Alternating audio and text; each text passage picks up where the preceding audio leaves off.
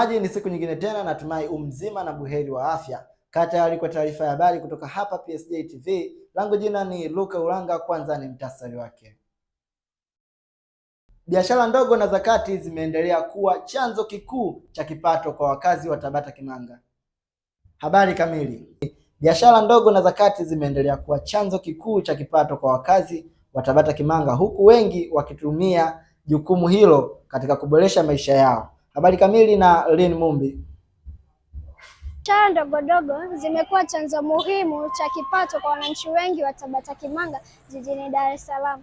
Ili kufahamu hali halisi ya biashara hizi, nimezungumza na baadhi ya wafanyabiashara. John ni mfanyabiashara, nauza juisi hapo kama unavyoona. Hii juisi na muda nao kama kwa mwaka mmoja. Kwa upande wangu mimi na manufaa makubwa kwa sababu ni sehemu ambayo inanipatia kipato na iko vizuri. Changamoto zipo nyingi. Naweza kukutana na wateja kama mimi, asilimia kubwa wateja zangu ni wa kiume. Nakutana na maneno ya ovyo mtaani, lakini kwa sababu nafanya biashara unacheka nao vizuri ili maisha mengine yaendelee. Isaac France. Nafanya biashara ya genge duka. Biashara hii imenisaidia kwa mengi, ikiwemo kuniendeshea maisha yangu, familia yangu, pamoja na mambo mengine ya kawaida ambayo yananipa faida mimi kama mimi. Thank you for taking your seats. Thank you very much.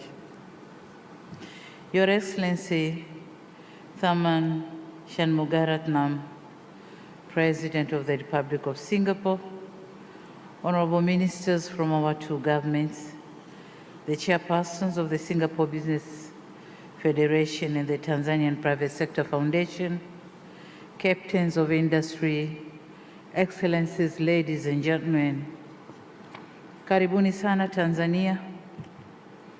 Your Excellency, we are honored to host you again in this meeting with your distinguished delegation. Karibu sana. It is my distinct honor to stand before all of you and address this important business forum themed strengthening trade, investment, and strategic partnerships, which brings together members of the business fraternity from both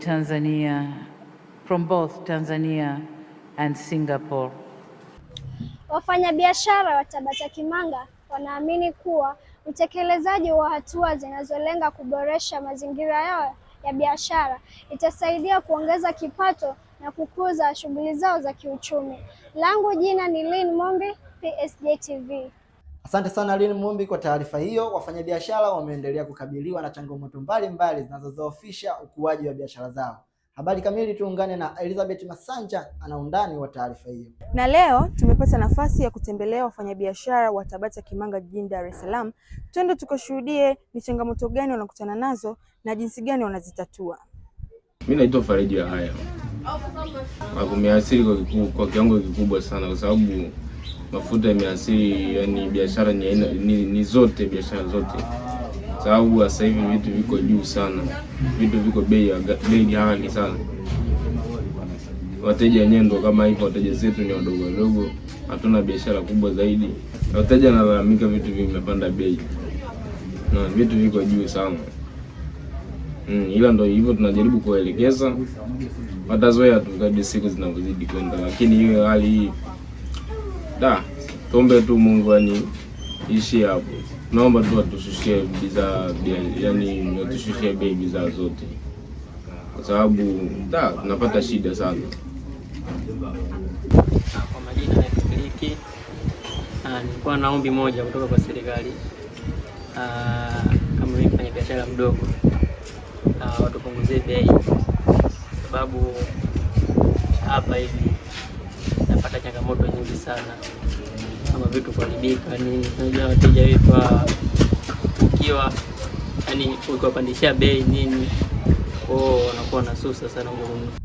Na hizo ndo changamoto za wafanyabiashara wa Tabata Kimanga na ushauri wao kwa serikali. Nikiripoti kutoka hapa Tabata Kimanga, mimi ni Elizabeth Masanja, PSG TV. Na katika habari za kimichezo na burudani, Mudrik Kibukwa yuko hapa kutupitisha katika dondoo za kimichezo na burudani. Usiondoke.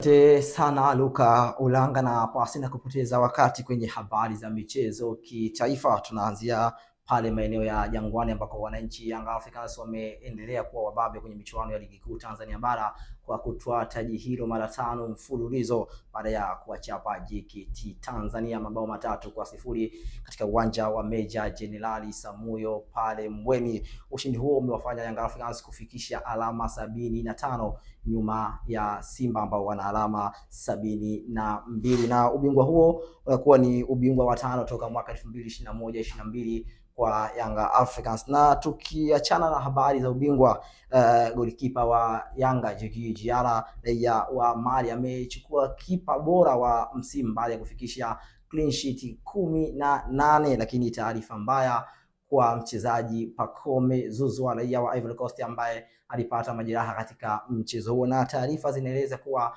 mbioni kwenda Afrika ya Kusini kupatiwa matibabu. Lakini tukisalia kwenye michuano ya ligi kuu Tanzania bara, klabu ya KMC pamoja na Mtibwa Sugar za poromoka daraja, huku mchezaji wa Singida Mosi Ndumumwe akichukua kiatu cha mfungaji bora baada ya kufikisha mabao 18 nyuma ya Faisal Salum ambaye ana mabao 16. Na tukitoka kwenye ligi kuu Tanzania bara, kule visiwani Pemba, siku ya Ijumaa kutakuwa kuna mchezo kati ya Simba dhidi ya Azam FC katika uwanja wa Gombani kwenye fainali ya michuano ya CRDB. Simba wanarejea katika hatua hiyo ya fainali toka mwaka 2021 ambako waliweza kuwafunga watani zao Young Africans bao 1-0 kule Kigoma kwenye uwanja wa Lake Tanganyika, lakini Azam FC baada ya muda mrefu nao wamefanikiwa kurejea katika hatua hiyo ya fainali na mbioni kukipigania kikombe hiko siku ya Ijumaa Julai 4. Nani ambaye anakwenda kuwa bingwa? Mimi na wewe tunasubiri. Lakini tukivuka boda kwenye michezo kimataifa, kwenye michuano ya kombe la dunia imeendelea kushika kasi, lakini isivyo bahati imekuwa ni nyakati ngumu kwa mataifa ya Afrika. Mataifa 4 katika mataifa 9 ambayo yamefanikiwa kusogea kwenye hatua ya 32 bora yameondoshwa. Afrika Kusini, Ivory Coast, DR Congo pamoja na Senegal wameondoshwa, lakini Morocco wamesogea katika hatua inayofuata, hatua ya 16, na watacheza dhidi ya Norway. Matumaini pekee kwa mataifa ya Afrika ni Ghana, Black Stars, lakini pia Algeria, Mbweha hawa, lakini pia Cape Verde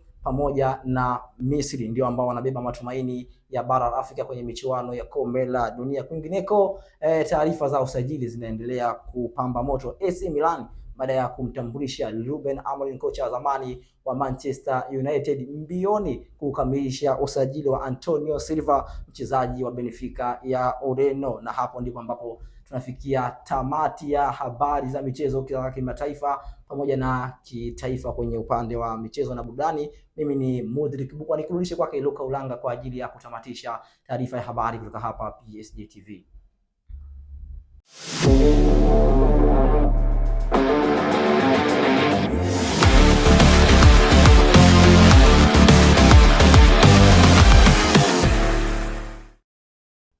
Asante sana Bukwa kwa habari za kimichezo na burudani. Mimi ni tamatishe habari kwa siku hii ya leo. Langu jina ni Luka Ulanga. Alamsik.